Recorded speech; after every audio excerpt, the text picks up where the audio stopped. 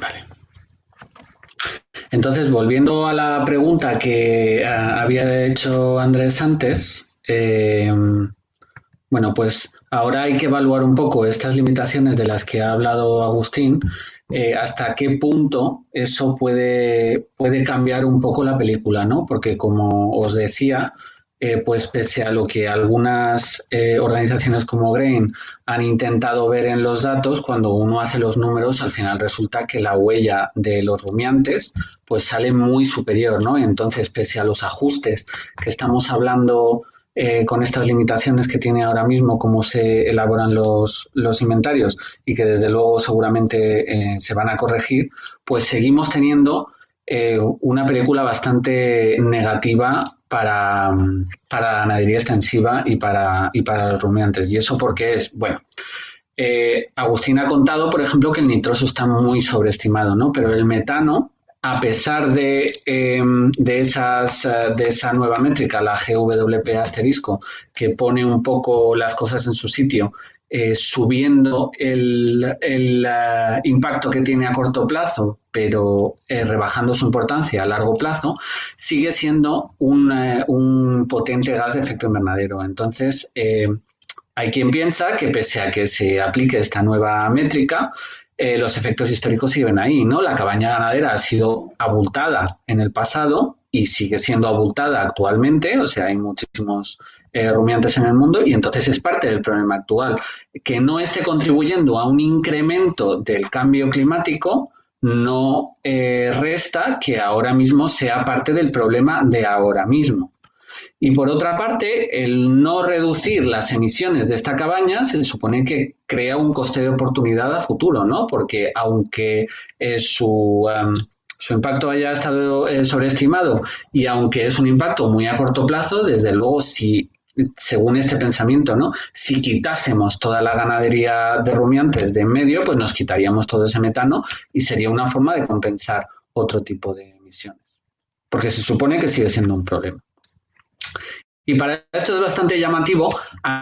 analizar, por ejemplo, todo este tema del secuestro potencial de carbono. Porque, bueno, es cierto que los suelos pueden llegar a secuestrar bastante carbono hasta el punto de compensar esas otras emisiones, pero solo hasta un límite, porque como hemos visto en esta animación de un estudio de la Universidad de Oxford, el suelo tiene una saturación de carbono. Llega un momento en el que no atrapa más carbono y, sin embargo, la ganadería seguiría emitiendo ese metano y ese CO2. Y lo que es aún peor es que en el momento en el que se cambie la gestión de ese suelo se va a perder, ¿no? Si se una mala gestión del suelo. Sobre la importancia del metano, tenemos lecciones del pasado que son muy interesantes. Al final del Pleistoceno, sobre todo aquí veis un poco la gráfica de las concentraciones de metano en la atmósfera, vemos que cuando los nativos americanos accedieron al continente americano por el estrecho de Beringia hace 13.000 años, ocasionaron. Bueno, hay quien lo vincula con cambios climáticos, hay quien en realidad justifica el cambio climático por esto que pasó, pero el caso es que desaparecieron 70 géneros de mamíferos del continente americano, muchas más especies, claro. Eh, y esto, bueno, pues ocasionó una bajada de las emisiones de metano absolutamente brutal, de las 700 partes por 1.000 millones en la atmósfera hasta más o menos las 450 en un lapso de como 500 años o 1.000 años, ¿no? Y bueno, pues eso se ha vinculado con el Rías reciente, que es una etapa geológica al final del Pleistoceno en el que hay un enfriamiento súbito, que se había relacionado con el fin de la corriente termoalina, que básicamente es la corriente del Golfo que reparte el calor en el Océano Atlántico Norte. No sé si habéis visto la película esta de El día de mañana, que se congelan los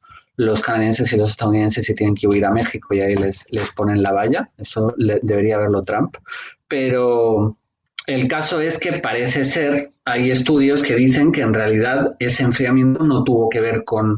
esa pérdida de la circulación termoalina, sino que en realidad fue todo ese metano que faltaba en la atmósfera, pues dejó de causar ese efecto invernadero y ocasionó esa vuelta a la glaciación por ese lapso de unos 1.000 años, hasta que las poblaciones de herbívoros se recuperaron cuando los herbívoros que no se habían extinguido, por ejemplo los bisontes que migraron en una época relativamente reciente, hace 200.000 años, al continente americano, y se supone que están acostumbrados a convivir con el hombre, pues recuperaron esas poblaciones y volvieron a emitir ese metano. Pero en realidad esta consideración sobre el metano abre una ventana muy interesante sobre a qué estamos llamando antropogénico, ¿no? Porque parece ser que el metano efectivamente calienta mucho la atmósfera, pero ¿es antropogénico? Porque resulta que si echamos un vistazo a todos los grandes megaherbívoros que se han extinguido desde que el hombre salió de África, desde que la especie humana salió de África, que son los que están en negro, pues vemos que ha habido extinciones masivas que a veces son atribuidas al clima, a veces atribuidas al hombre, a veces una mezcla de dos cosas. Pero el caso es que coincide con la llegada del hombre o la expansión del hombre fuera de África. Bueno, pues todos estos animales que vemos en negro son animales que se han extinguido desde entonces, ¿no? Y fijaos que, bueno, están los mamuts, los mastodontes, pero también están, por ejemplo, pues marsupiales de varias toneladas que eran migratorios en Australia y que todos estos estarían generando una gran cantidad de metano. Entonces, bueno, pues se puede pensar, y esto es una perspectiva de la que llevamos hablando pues 2 años, que en realidad cuando uno abandona la ganadería extensiva y la quita de en medio porque piensa, uy, es que emite mucho metano, bueno, pues va a haber herbívoros salvajes que pueden ser ungulados, pero también pueden ser termitas o incluso pueden ser fuegos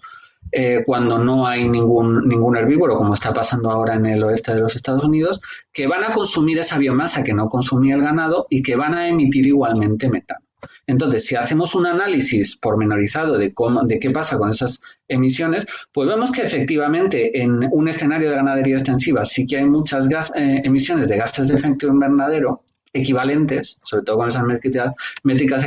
equivalentes, pero en un escenario abandonado no vamos a conseguir una reducción de esos gases de efecto invernadero. Y lo que es peor, si hacemos una conversión a una agricultura intensiva, ya sea para alimentar monogástricos como pollos o cerdos, o ya sea para producir vegetales para alimentación humana, en realidad, aunque vamos a rebajar las emisiones de gases de efecto invernadero conforme a esa línea base,